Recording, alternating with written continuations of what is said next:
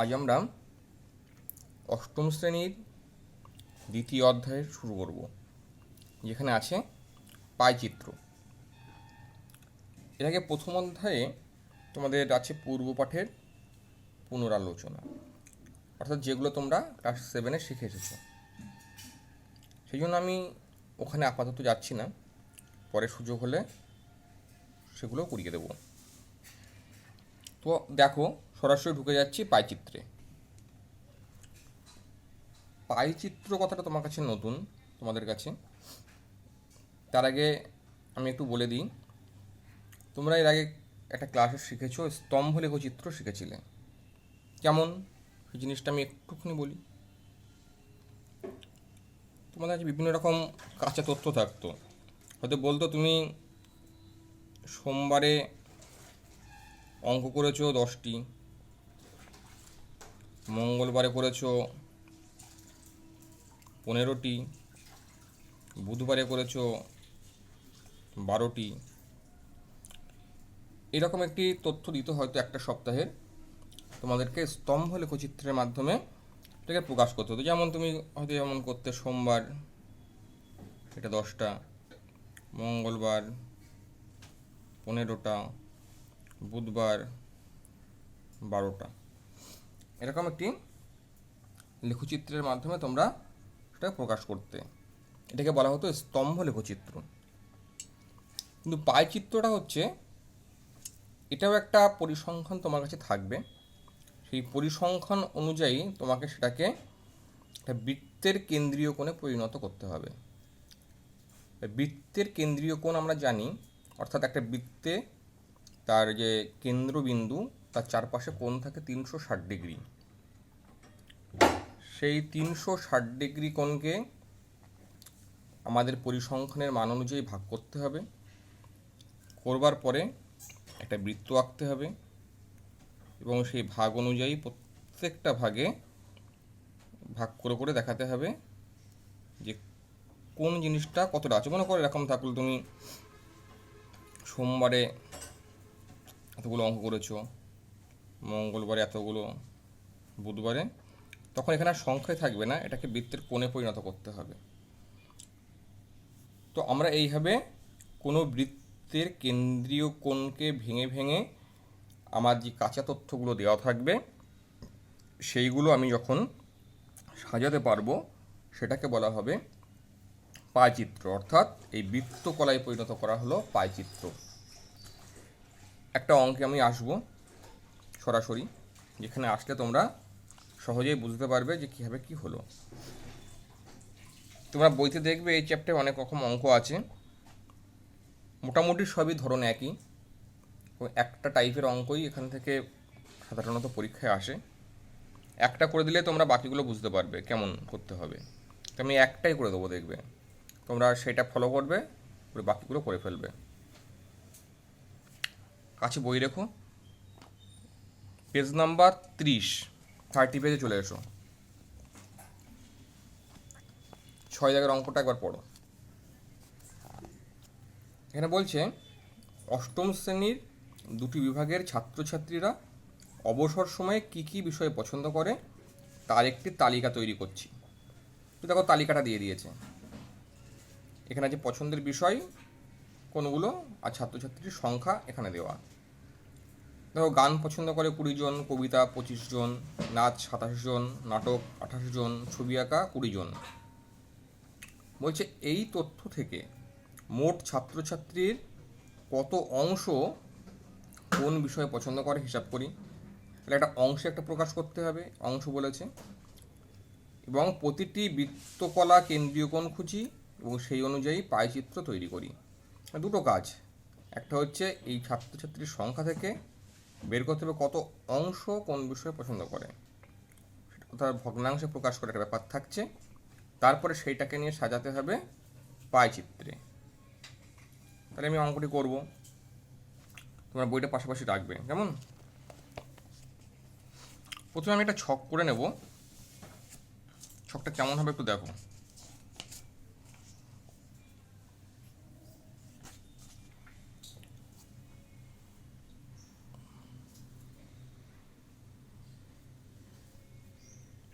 এখানে বলছে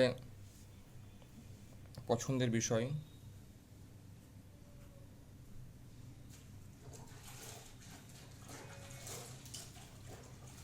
কি থাকছে পছন্দের বিষয়ে?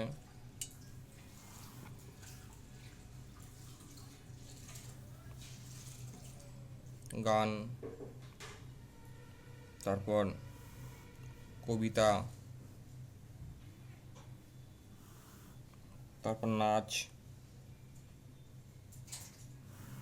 তারপর নাটক, তারপর ছবি আঁকা।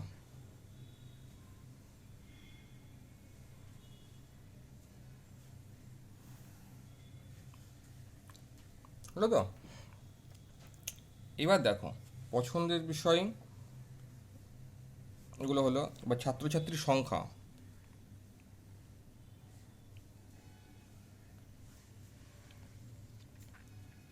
যেগুলো দেওয়া আছে লেখো। 20, 25, 27, 28, 20।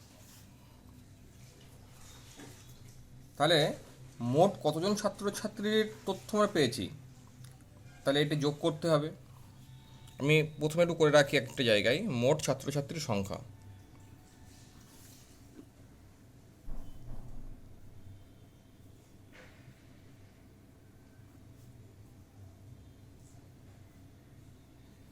এগুলো সব যোগ করবো। কি ছিল? 20 যোগ 25 যোগ 27 যোগ 28 যোগ 20। তাহলে দেখো 28 আর 27 যোগ করলে 55, আর পাশে 60, তোর 80, 20, 100, 120। একবার ভালো করে দেখে নেওয়া যাক। 55, 60, 80, 120। তাহলে মোট ছাত্রছাত্রীর সংখ্যা কত হচ্ছে? 120। এটা একটা তথ্য প্রথমেই করে রাখবে। এরপর একবার বলেছে দেখো, এই তথ্য থেকে মোট ছাত্রছাত্রীর কত অংশ কোন বিষয় পছন্দ করে হিসাব করি। তাহলে ছাত্রছাত্রীর সংখ্যা বের করতে হবে ভগ্নাংশে।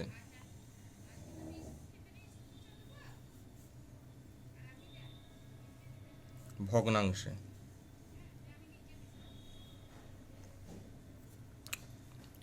ভগ্নাংশ প্রকাশ করব কিভাবে? গান করে 20 জন। কতজনের মধ্যে গান করে 20 জন?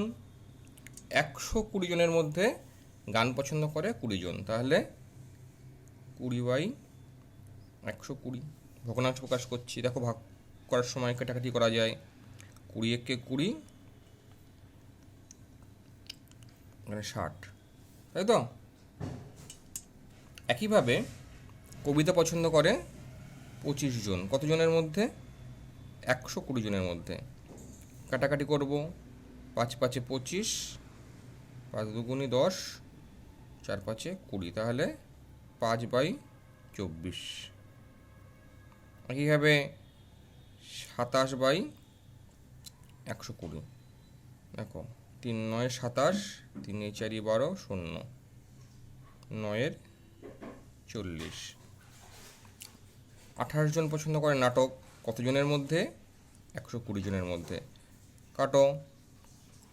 2 দিয়ে কাটলে 14, 2 দিয়ে কাটলে 60, 2 দিয়ে কাটলে 7, 2 দিয়ে কাটলে 30। সমান সমান 17/30। এটা আবার 20/120 সমান সমান 1/60। সরি 1/6। এখানে 60 করলাম কেন? 1/6। এই জায়গাটা বুঝতে পারলে তো কীভাবে সব ভগ্নাংশ প্রকাশ করা হলো। যেহেতু আমার মোট ছাত্রছাত্রীর সংখ্যা 120, সেহেতু আমি যখন ভগ্নাংশে পরিণত করব, তাহলে গান জানে 20 জন। কতজনের মধ্যে? 120 জনের মধ্যে। কবিতা 25 জন, 120 জনের মধ্যে। নাচ পছন্দ করে 27 জন। কতজনের মধ্যে? 120 জনের মধ্যে।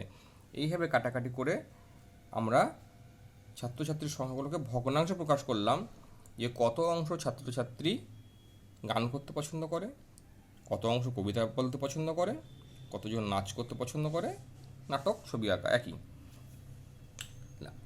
আরেকটা ধাপ আমরা এগিয়ে গেলাম। এখানে যে বলেছিল যে ছাত্রছাত্রীর কত অংশ কোন বিষয় পছন্দ করে, এখান থেকে সেটা নির্ধারিত হয়ে গেল। আমাদের এর পরের কাজ কি বলা আছে, দেখবে বইতে, প্রতিটি বৃত্তকলার কেন্দ্রীয় কোণ খুঁজি ও সেই অনুযায়ী পায়চিত্র তৈরি করি। এবার বৃত্তকলার কেন্দ্রীয় কোণ অর্থাৎ মনে করো গান পছন্দ করে যে ছাত্রছাত্রীরা, তারা একটা বৃত্তের কতটা অংশ দখল করে থাকতে পারবে, বা কবিতা জানে যে সমস্ত ছাত্রছাত্রীরা, তারা একটি বৃত্তকলার কতটা অংশ দখল করে থাকতে পারবে, সেইগুলো নির্বাচন করতে হবে। তাহলে এটা বৃত্তকলার কতটা অংশ দখল করে থাকবে জানতে গেলে আমার আগে জানা দরকার কি একটি বৃত্তের কেন্দ্রীয় কোণের মান কত। তোমরা আগেই বলেছি আমি, বা আগেও শিখেছো তোমরা, একটা বৃত্তের কেন্দ্রের চারপাশে 360 ডিগ্রি কোণ থাকে। তাহলে আমরা যখন কেন্দ্রীয় কোণ বের করব, প্রতিটা ভগ্নাংশকে 360 ডিগ্রির সঙ্গে গুণ করব। গুণ করলেই সেই বিষয়টার কেন্দ্রীয় কোণ আমরা পেয়ে যাব। তাহলে এখানে আমরা লিখি, তো তুলি, বুঝতে সুবিধা হবে, দেখতে সুবিধা হবে।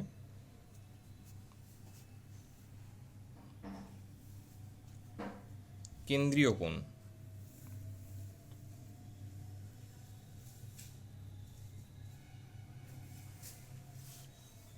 বা কেন্দ্রীয় কোণের মান, আমরা জানি এটা 360 ডিগ্রি লেখা থাকলো।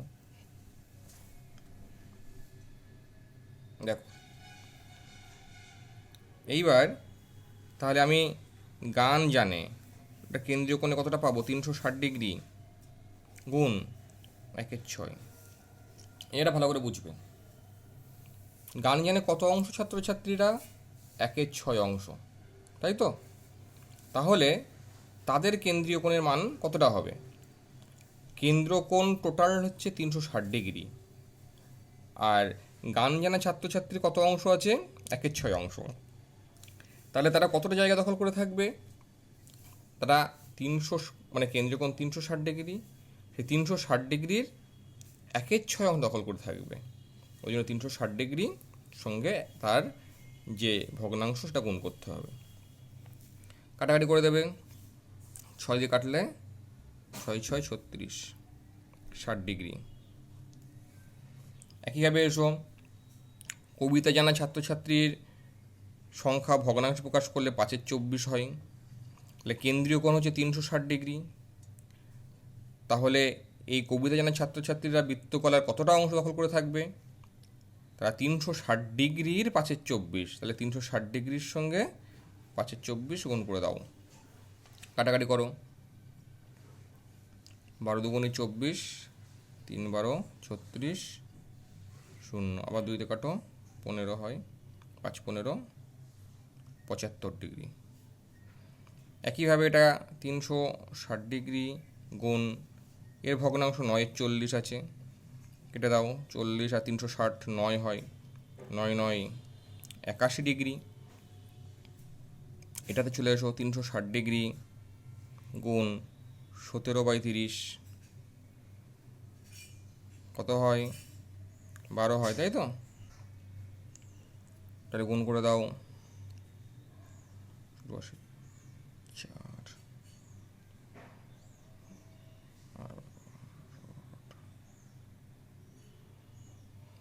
দেখো, 12 7 12 84, 4 হাতে থাকলো 8, 12কে 12 আর 8 20।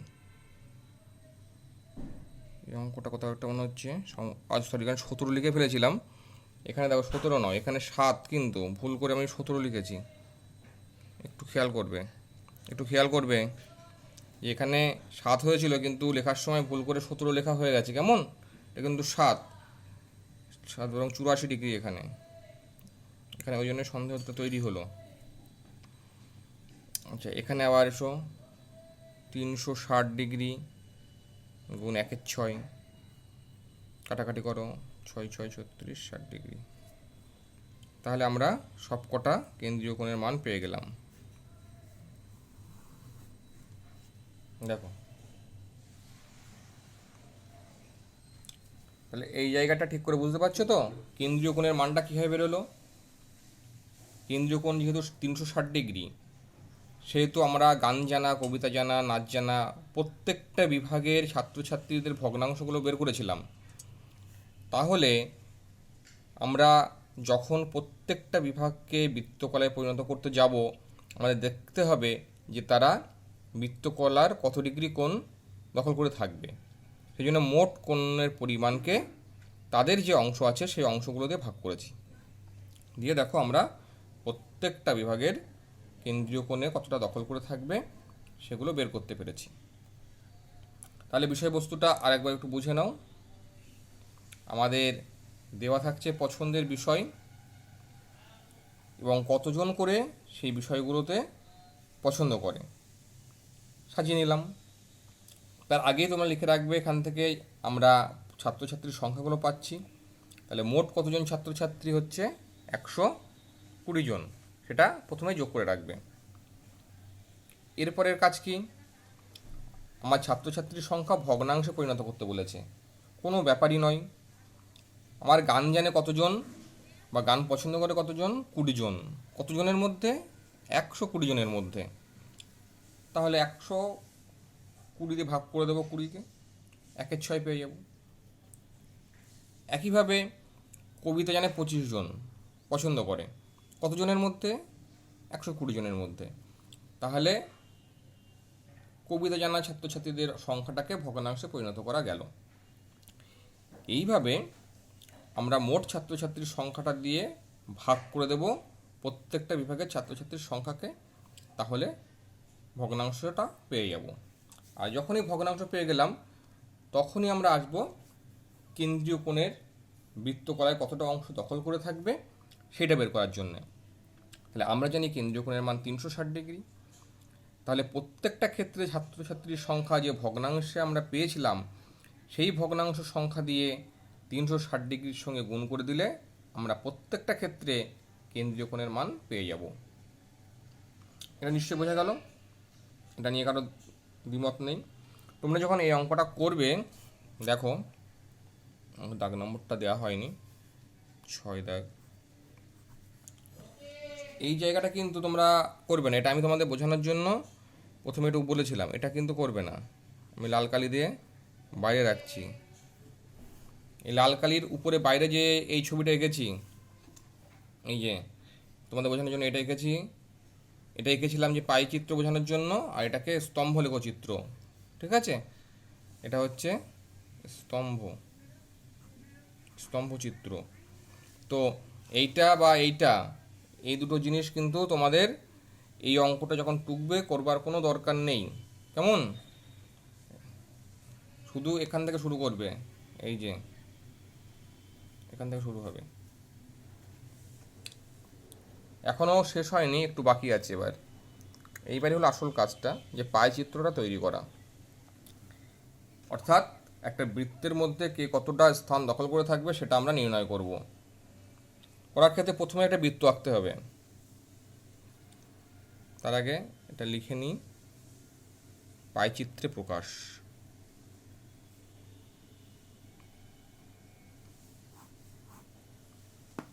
দেখো একটা বৃত্ত আঁকতে হবে, তো আমি এখানে হাতেই বৃত্তটা আঁকছি। তোমরা যখন করবে পেন্সিল কম্পাসের সাহায্যে পেন্সিল দিয়ে বৃত্তটা আঁকবে। দেখো, লক্ষ্য করো।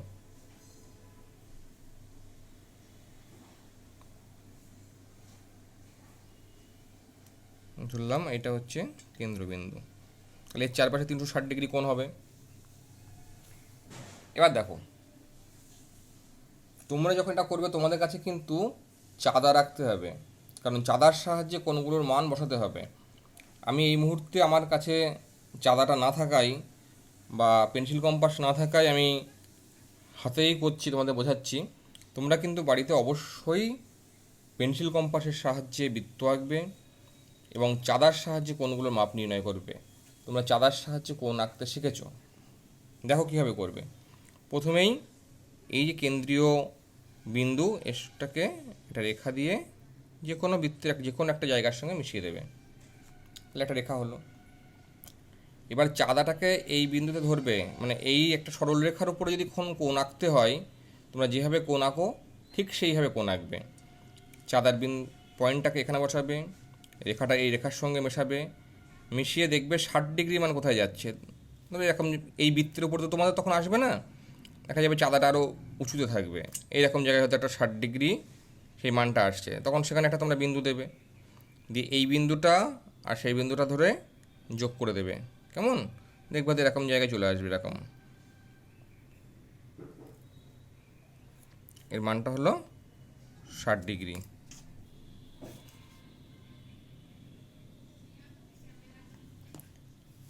এরপরে কি করবে, একটু ঘুরিয়ে নেবে খাতাটাকে, ঘুরিয়ে এরপরে আছে 75 ডিগ্রি মান বের করতে হবে। তাহলে 75 ডিগ্রি সে একইভাবে তখন এই রেখাটার উপরে 75 ডিগ্রি কোণ কিন্তু আঁকতে হবে। তাহলে এখানে চাঁদার বিন্দুটাকে নেবে, রেখাটা এই রেখার সঙ্গে মেশাবে, দেখা গেল 75 ডিগ্রি হলো তোমার, চাঁদাটা যেহেতু উপরে থাকে এইরকম কোন একটা জায়গায় হয়তো বিন্দুটা তোমার পড়লো, তখন এই বিন্দুটা স্কেলের সাহায্যে জুড়ে দেবে, দেখা যাচ্ছে এইরকম একটা জায়গা তৈরি হবে, এটার মান 75 ডিগ্রি। এবার খাতাটা আবার ঘোরাবে এরকম করে, আমি তোমাদেরকে এই জিনিসটা বুঝিয়ে দিচ্ছি যাতে চাঁদা দিয়ে করতে সুবিধা হয়। এরপরে 81 ডিগ্রি আছে, ঠিক এই রেখাটার উপরে 81 ডিগ্রি আঁকতে হবে। তাহলে চাঁদার রেখাটাকে এর সঙ্গে সমান করবে, দেখবে হয়তো বিন্দুটা 81 ডিগ্রি চাঁদার পাশ দিয়ে যাবে, হয়তো দেখলে এই রকম জায়গায় 81 ডিগ্রি বিন্দুটা পড়ছে, তাহলে এই বিন্দুটার সঙ্গে এই বিন্দুটা যোগ করে দেবে, দেখবে এই রকম একটা জায়গা তৈরি হবে, মান লিখে দেবে 81 ডিগ্রি। তারপর আছে দেখো 84 ডিগ্রি, তাহলে আবার খাতাটা একটু ঘোরাবে, ঘুরিয়ে এই রেখাটাকে মূল রেখা ধরবে এবং এই রেখার উপরে যেভাবে 84 ডিগ্রি কোণ আঁকতে হয় ঠিক সেইভাবে আঁকবে। এক্ষেত্রেও দেখবে হয়তো এখানে বেরিয়ে যাবে, বাইরে এরকম জায়গাটা বিন্দু আসবে, তাহলে এই বিন্দুটার সঙ্গে এই বিন্দুটা যখন জুড়ে দেবে দেখবে হয়তো এইরকম একটা রেখা আসবে, এর মান কত 84 ডিগ্রি। তারপরে কত আছে 60 ডিগ্রি, আর কিছু নেই তো, দেখবো অটোমেটিক্যালি যেটা তোমার বাইরে থেকে যাচ্ছে,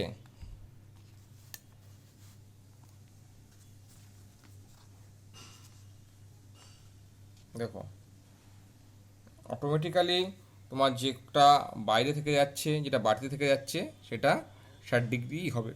তোমরা চাঁদা একবার মেপে দেখতে পারো ঠিক হলো কিনা। তাহলে এটা পাইচিত্রে প্রকাশ হয়ে গেল। কেমন, তাহলে পাইচিত্রে আমি একটু মানগুলো লিখে দেবো, কি কোনগুলো কি আছে। 60 ডিগ্রি কোণ প্রথমে ছিল, এটা গান জানে, এটা হচ্ছে গান জানে।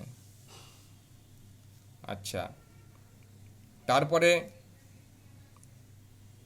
ছিল 84, আচ্ছা প্রথমে 60 ডিগ্রিটা গান জানে না, ঠিক আছে, দেখো দুটো 60, একটা গান জানা আর একটা 60 ডিগ্রি আছে ছবি আঁকা, অসুবিধা নেই, এটাকে ছবি আঁকায় ধরো, এরা ছবি পছন্দ করে। আচ্ছা, এবার 75 ডিগ্রি দেখো, এরা ছিল কবিতা, তাহলে 75 ডিগ্রি যে বৃত্তকলা ঘরটা তার মধ্যে লিখলাম কবিতা। আচ্ছা, এরপর 81 ডিগ্রি এরা হচ্ছে নাচ, তাহলে যে 81 ডিগ্রি আমি বের করেছি এটাকে নাচ। আর 84 ডিগ্রি যেটা সেটা হচ্ছে নাটক।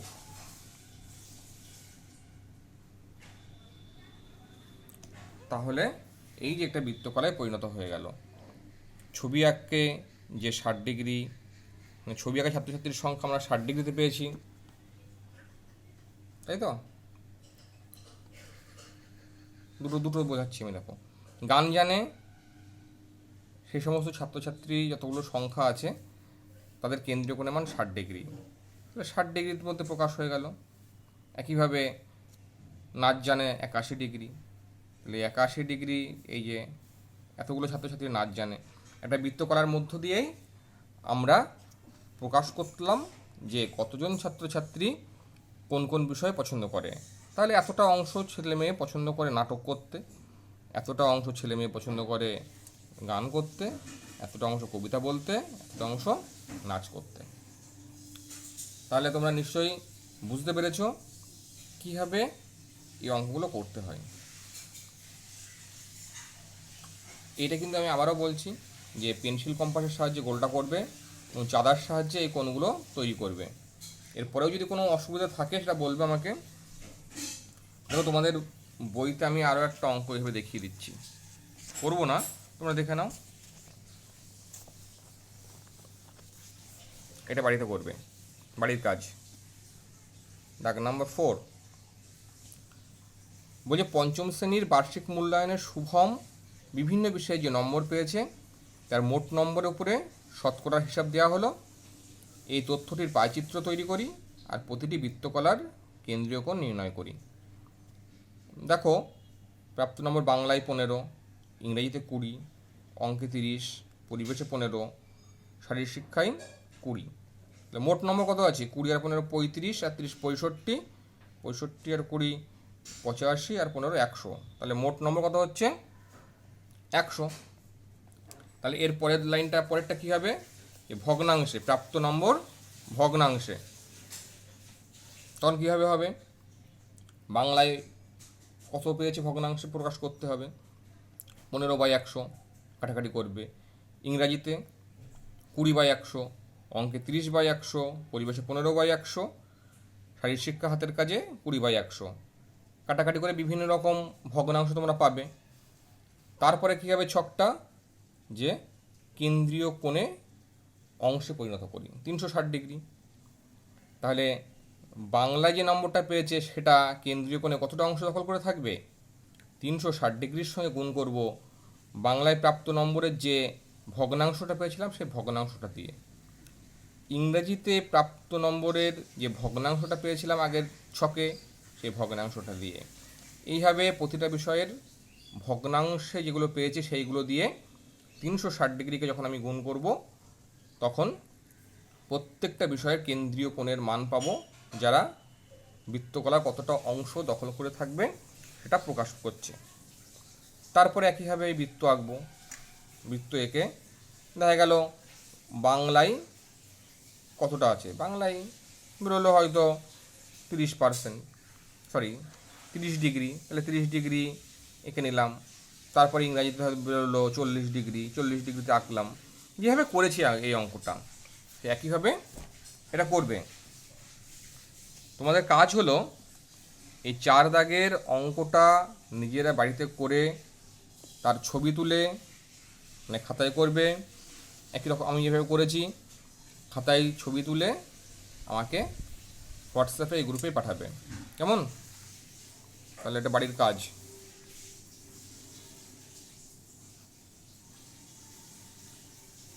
কত?